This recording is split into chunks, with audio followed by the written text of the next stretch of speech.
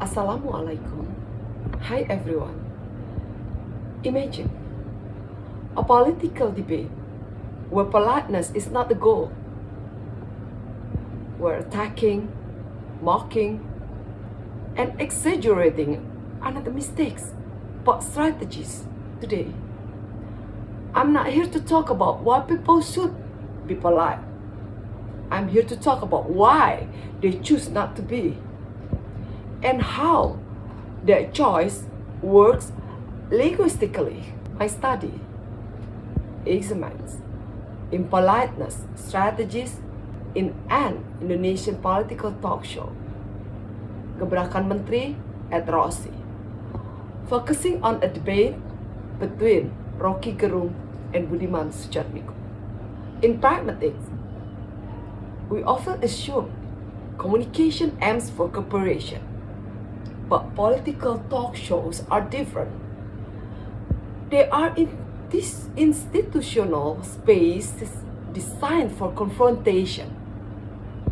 Indonesian scholars such as Mawarti on 2020 and Zulkarnain on 2020 show that public political speech increasingly normalize verbal aggression, not as failure, but as performance.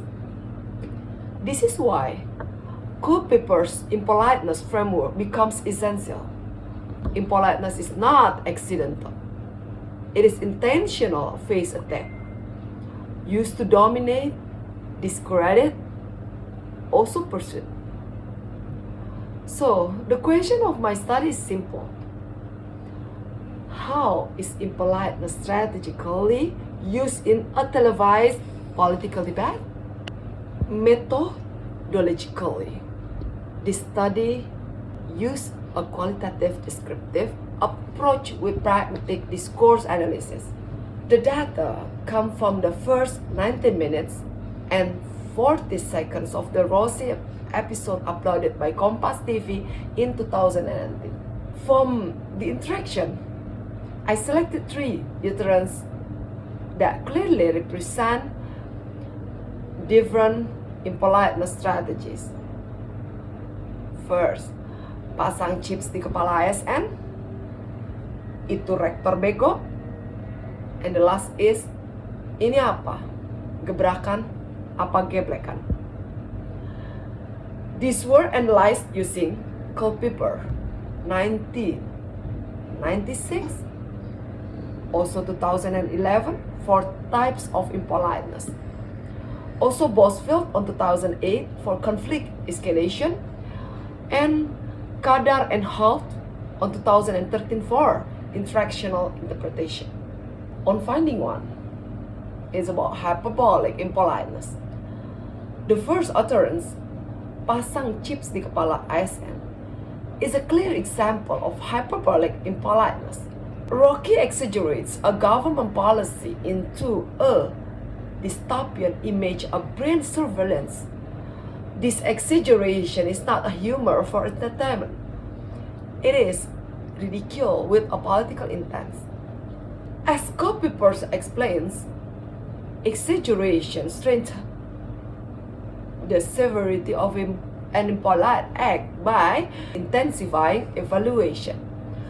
The audience understands the absurdity, and that shared understanding makes the attack effective.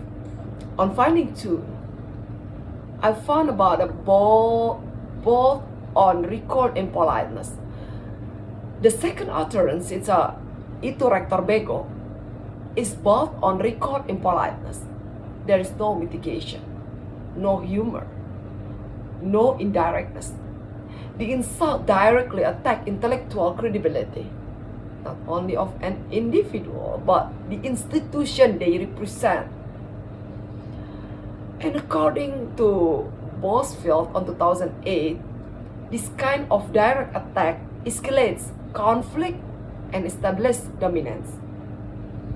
In political debate, this is a way of saying your authority is invalid. Finding 3, we can see sarcasm or mock politeness. The The third example is ini apa, gebrakan atau geblekan, illustrates sarcasm combined with ridicule. The speaker frames criticism as a question, but the evaluative meaning is so very clear. By contrasting gebrakan with geblekan, Rocky Gerung invites the audience to laugh with him. Culpeper on 2011 notes that sarcasm intensifies impoliteness because meaning depends on shared inference. The audience becomes a part of the attack. Across all three data, a clear pattern emerges. Impoliteness is strategic, performative, and interactionally constructed. Rocky Gerung repeatedly used impoliteness to control the interaction, assert ideological authority, force defensive positioning from his opponent, from a relational perspective, as Kadar and Hoff 2013. The meaning of this attack is shaped not only by the speaker, but by audience, uptake, and institutional expectation. In a political talk show, confrontation is not deviant behavior. It is a part of the genre. This study shows that impoliteness in Rossi is not spontaneous hostility, but a deliberate communicative strategy.